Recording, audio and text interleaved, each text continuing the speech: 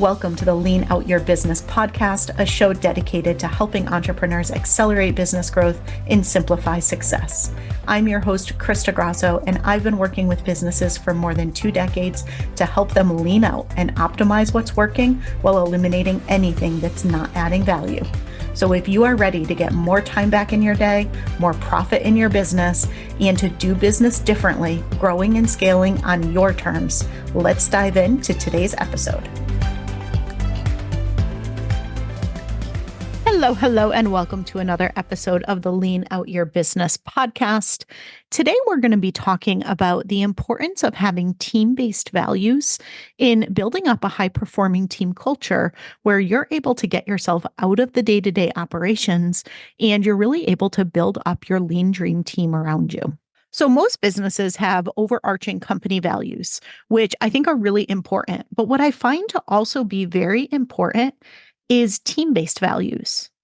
And while these very much align with your overarching company values, I find that these go one level deeper and are really specific to the types of people that you want to be bringing into your team, as well as the types of behaviors and the type of culture that you want to be creating internally within the company when it comes to your team itself.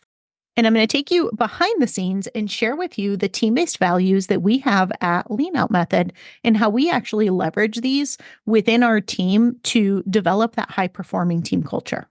Now, one of the core things that I do with many of the businesses that I work with is help them build out that true high-performing team and a team that's more self-led, a team that is really aligned around the vision of the business, that's really clear on the goals and the outcomes that the business is focused on, and that self-organizes and comes together to be able to do what they need to do to deliver on that. And ultimately to do that without having to consistently be asking the founder and the CEO questions, to have everything really highly dependent from a decision and a direction perspective on the CEO. And that's ultimately what most of us want, right? We want the freedom of choice in where we invest our time in the business. And it's very, very hard to have that when we are the only one who's able to set direction and when we're the only one who has to make all the key decisions in the business. So we want to create that ecosystem that allows our team to be able to come together and work together in a really high-performing capacity. And I talk about this a lot. This is part of that overarching scalable growth ecosystem that I help businesses build. This is part of what I do with people inside Simplify to Scale.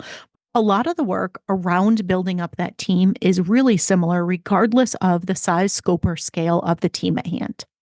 Ultimately, we want to get ourselves out of the day-to-day of the business. And the only way to do that is to have a team that we trust and a team that we trust to do the right things at the right time and to really come together and achieve the outcomes that we've set in the business. And it doesn't matter if I'm working with a huge corporation, doesn't matter if I'm working with a super small business with a couple freelancers, or if I'm working with a business with a small to medium-sized team. The overarching goals tend to be the same, and the way that you get there is to develop that high-performing team culture. There's many different facets of this. The one I want to focus on today is the team-based values. And before I go any deeper into what I mean by that, let me actually share with you the values that we have at Lean Out Method, because I think this will help paint the picture of what those are. So when I'm interviewing and hiring people to join my team, and when I'm onboarding people to the team, I spend a lot of time on the values to make sure that they are in alignment. There's 5 different team-based values that I have that I really consider non-negotiables. If someone does not demonstrate all 5 of these or the capability to really embody all 5 of these, they will not be a fit for me and they will not be a fit working with the rest of my team. So the very first one is reliability and resourcefulness. They have to be someone who does what they say they will when they say they will. Or they have to proactively and honestly and transparently communicate issues or delays, right? I do not do well with the person who says everything's fine, everything's fine, everything's fine until it's not. And then all of a sudden it becomes an issue. I like someone who fully owns something, who I can always rely on. And I know with confidence, if they say they've got it, they either have got it or they will let me know in advance if there's something I need to be aware of or if there's some kind of risk or issue. That to me is so incredibly important. They also have to be somebody who's not going to stop until they figure it out. It's not somebody who lets themselves get stuck. It's never somebody who pulls the "it's not my problem" kind of thing, or, well, I hit this roadblock, nothing else I could do about it. I'm just going to let it be until someone fixes it for me, right? That type of person is definitely not going to work very well in any sort of business that I lead. I want somebody who's going to take initiative, who's going to get things done without waiting to be told what to do and without waiting for someone else to solve the issue for them, especially not waiting for me to solve that issue for them. I want someone who's super resourceful and who's super reliable. Really, really important.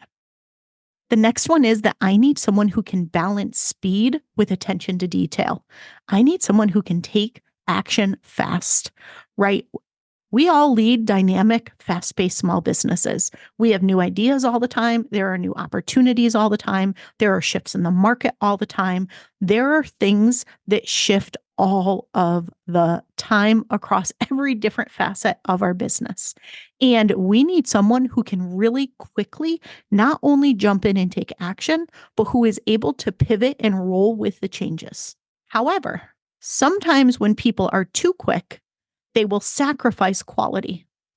To me, quality is the absolute most important thing. Nothing frustrates me more than when something gets published and it is poor quality. And poor quality could look like typos. It could look like links that don't work. It could look like terrible quality video. It could look like a lot of different things. But to me, that attention to detail and that quality is absolutely critical. But they also need to be able to move fast and pivot fast. And so I need someone who's a quick action taker, but who also naturally pays really close attention to detail, who recognizes and deeply understands what success looks like, and somebody who validates their own work, somebody who takes pride in really quickly producing things that are of high quality and that always meet or exceed expectations. I know in the past, this is where a lot of people been short-lived working for me at Lean Out Method. I had one person who worked for me for a while, lovely person, but did not have good attention to detail, not at all. And there were a lot of issues and a lot of mistakes that the person made. And the thing that really got me about them, it wasn't that they made mistakes. I'm actually really forgiving and really good with mistakes. I see all mistakes as learning opportunities. I make plenty of them myself. I'm not very hard on people at all when they make a mistake. Where I get frustrated is when someone repeats a mistake over and over again, or when someone makes a mistake that could have easily been avoided. And this person showcased a pattern very quickly that they consistently made mistakes that could have easily been avoided.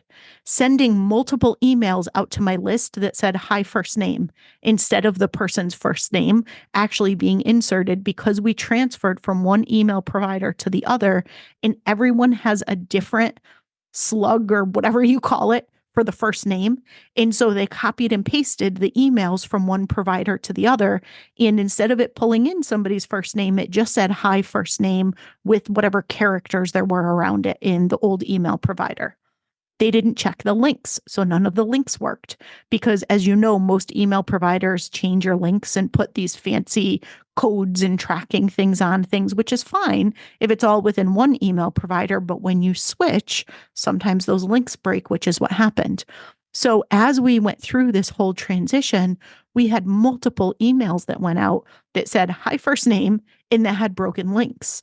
And again, would I have expected this person to know that the first name tag was going to be different in each email provider? No, they hadn't done it before. They would have never known that. Honest mistake to make.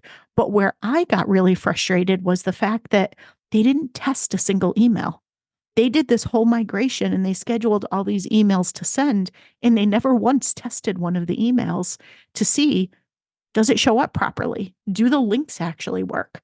That was a mistake that very clearly could have been avoided. So we had a chat about it. We talked about it. I set the expectation. I expect for things to really be validated before they're ever released. I expect things to be checked. I expect the quality to be good. I expect, there not to be things that can easily be avoided. And although they didn't make that exact same mistake again, that mistake kept repeating itself over and over again, where they were things that very easily could have been avoided if the person had actually tested and validated their work. And it became increasingly apparent to me that that wasn't something that they did and that it was not something that they were clearly willing to do because we had talked about it multiple times. And so I let that person go. So attention to detail, really important there, balanced with being really responsive and able to move quickly. The next one is being a systems thinker. You've probably heard me talk about systems thinking before. If you're not familiar with the concept, it actually has nothing to do with SOPs or anything like that. It's that the person can see all of the interconnected pieces of the business. They can see the pieces of the puzzle and they can think through and understand how their activities, how the things that they're doing have an impact on the rest of the organization. So if they do something, or maybe they don't do something, how can missing one date over here or making one mistake over here actually negatively have a chain effect reaction and throw a whole bunch of other things off?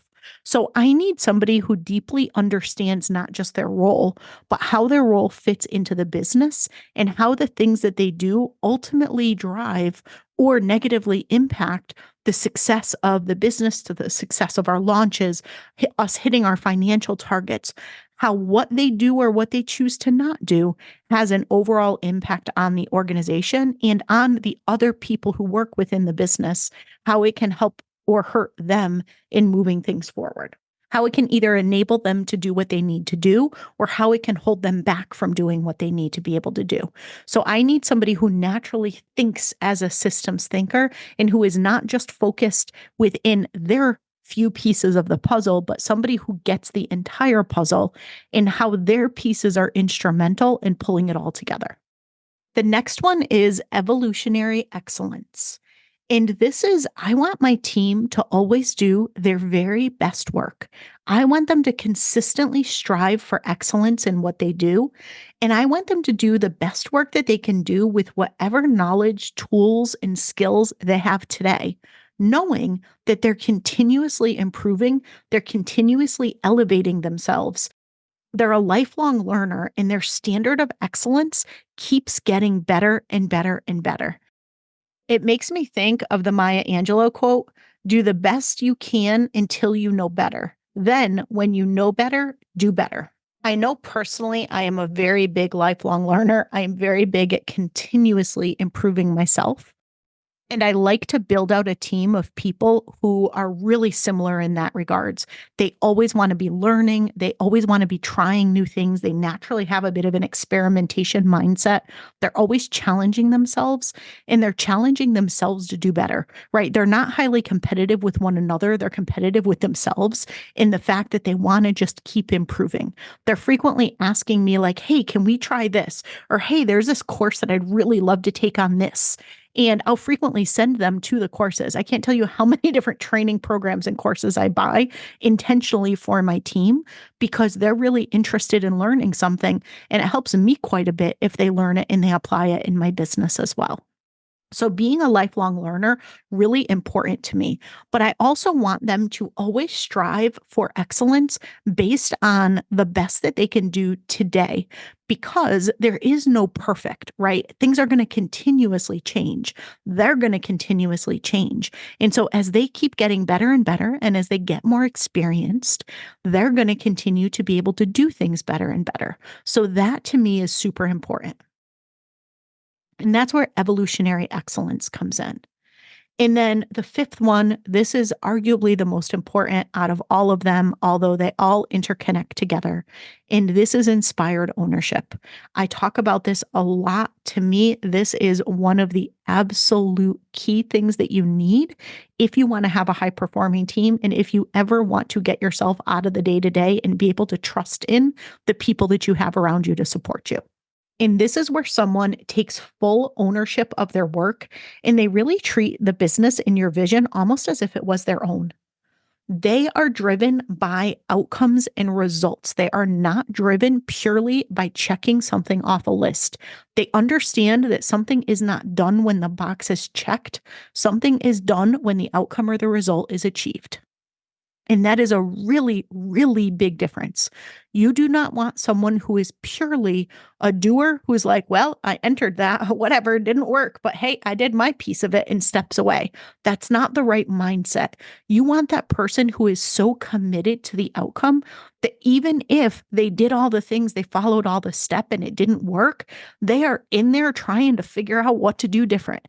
They are in there saying, hey, what if we try this? I'm not quite sure why this didn't work. I'm trying to figure it out, but I think maybe if we make this one change over here, we might be able to do it. Can I do it again? They're so committed to the outcome and they take such a sense of ownership and pride in achieving that outcome that they are going to do whatever they can to achieve it. They're going to pull whatever support they need from other people on the team to do it. And they very much have a Kaizen mindset. Kaizen is the fourth pillar of the lean out method. It's all about making small continuous improvements and changes for the better. And they have that Kaizen mindset naturally. They're always looking for simpler and better solutions. They do not get fixed in the how. They're looking for things to be done as effectively and as efficiently as possible.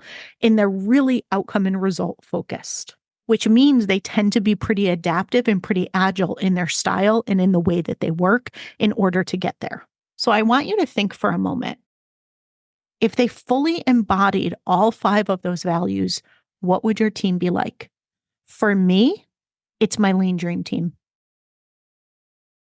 Having people that embody this and having the right people in the right roles that embody this means I don't need to get stuck in the weeds. This means I do have freedom of where I invest my time in my business.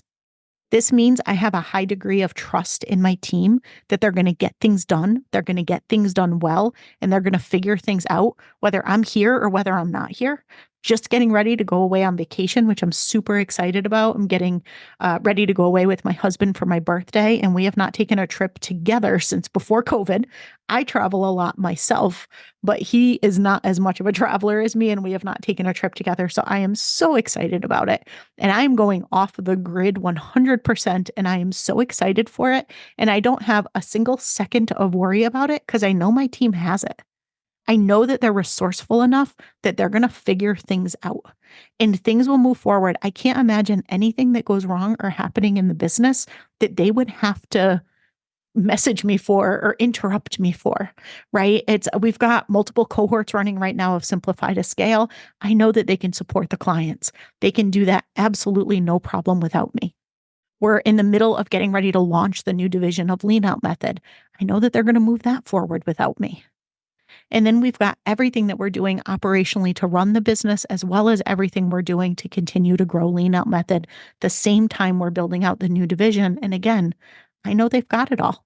They have it. And it's because of these team-based values. And I will tell you, I did not start with these values. I had my company values. But it was over time, I built out the team-based values. And I really tried to boil it down to what are the top 5 things that are the very most important things that I feel like I need to have in order to have that high-performing team and to be able to get myself out of the day-to-day. And these were the 5 that bubbled up. And they bubbled up because of some of those examples that I shared with you, right? Where I experienced people who did not embody these. And it was the fact that they didn't embody them. And I ran into issues and I had to make team changes that taught me that these are the things that really matter to me. Now, not every business is the same. You might not resonate with some of these, and you might have other hot buttons that come up for you that you're like, oh no, I don't care about that. But let me tell you, somebody better do this in order to be successful in my business, right?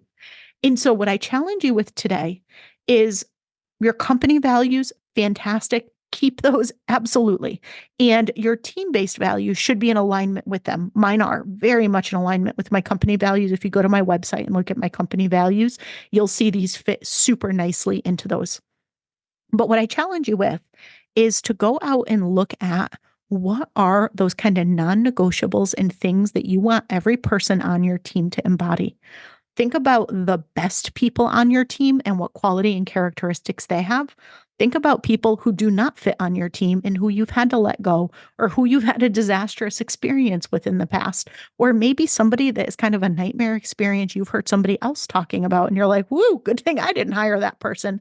And sometimes those things can help inform what those values are for you. But I highly recommend that you define and build your team-based values, because these are going to be hugely influential in building out that high-performing team. And if you want any support with this, again, you can always put time on my calendar. Head to leanoutmethod.com/consult. We can chat about how we can work together. I have 2-hour strategy sessions, and I also have an entire system for building out your lean dream team. And I have something really exciting coming about helping you find the right-hand person in your business, which is also a really critical piece of this. I hope you got a lot of value out of this week's episode. I will see you again next week.